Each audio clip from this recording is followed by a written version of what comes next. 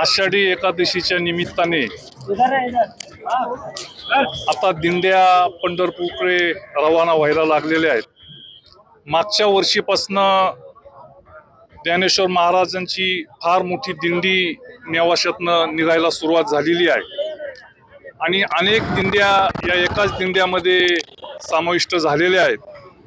या पालखी सोहळ्याला दिंडीला मी अतिशय मनापासून शुभेच्छा देऊ इच्छितो आणि नेवासा तालुक्याच्या गावकऱ्यांचं हे भाग्य आहे की अशा वारकऱ्यांचं सेवा करण्याची संधी या तालुक्यातल्या अनेक गावांना आम्हाला मिळाली.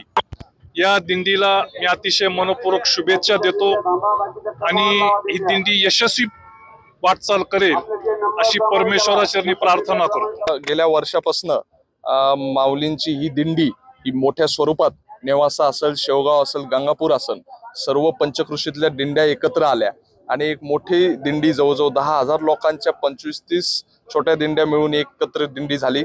आणि मागच्या वर्षी ही दिंडी ह्या ठिकाणून जात असताना आदरणीय हबप देवीदास महाराज असतील, त्याच पद्धतीने गुरुवर्य राऊत बाबा असतील, यांची संकल्पना होती की ह्या घाटाचं नाव आतापर्यंत जे पांढरीचा पूलचं घाट असेल किंवा इमामपूर घाट याला म्हणलं होतं की त्याला ज्ञानेश्वरी घाट हे असं नाव द्यावं. आणि म्हणून सर्व वारकरी असतील, आमच्या पंचकृषीतले सर्व वारकऱ्यांनी ते ठरवलं की इथून पुढं या घाटाचं नाव ज्ञानेश्वरी घाट असं ठेवणार आहे. आणि त्या निमित्ताने आज आम्ही हे मोठं स्तंभ देखील हे ज्ञानेश्वरी घाटाचा आज इथं फलक लावलेला आहे आणि त्यासाठी पंचकृषीतले सर्व वारकऱ्यांनी मदत केली आणि आज त्याचा शुभारंभ आहे. रामकृष्ण हरी. गेल्या वर्षी या ठिकाणावरून हा सोहळा घेऊन जात असताना वरती गेल्यानंतर आपल्यापैकीच मीडियाच्या एका बांधवानं विचारलं की आपला हा प्रवास किंवा घाटातून येताना कसं वाटलं, तर माझ्या सहज मुखातून शब्द गेले की या ज्ञानेश्वरी घाट चढत असताना अतिशय आनंद आला.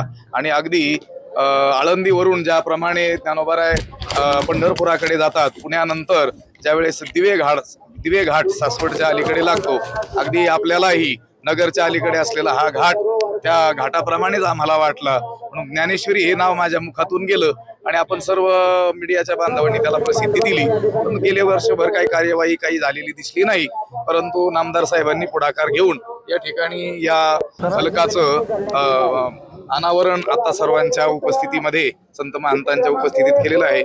मनामध्ये अशा भावना आहेत की त्या शब्दामध्ये काही व्यक्त करता येत नाहीत, कारण हा घाट म्हणजे ज्ञानेश्वरीचं रचनास्थान असलेलं जे नेवासा त्या भूमीकडे घेऊन जाणारा घाट असल्यामुळं इथूनच माणसाच्या मनामध्ये ज्ञानेश्वरीचं चिंतन सुरू झालं पाहिजे.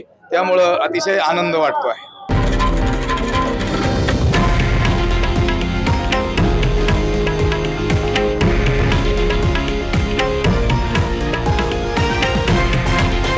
हे आहे देशातील नंबर 1 न्यूज नेटवर्क आणि आपण पाहत आहात TV9 मराठी, एकमेव.